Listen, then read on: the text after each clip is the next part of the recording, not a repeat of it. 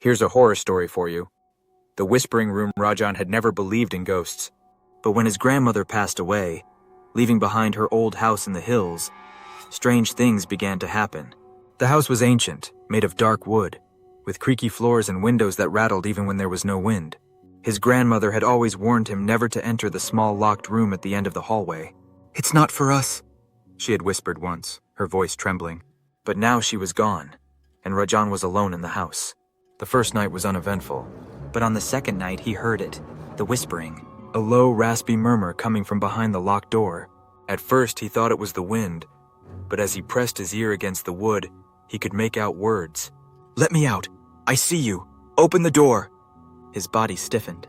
His breath came in short gasps. He backed away, but the whispering grew louder, turning into desperate, pleading voices. That night he barely slept. The next day, he searched the house for the key. He found it tucked inside his grandmother's old wooden box. As the sun set, he stood before the forbidden door, the key cold in his hand. The whispering had returned, more urgent than before. His fingers trembled as he turned the key and pushed the door open.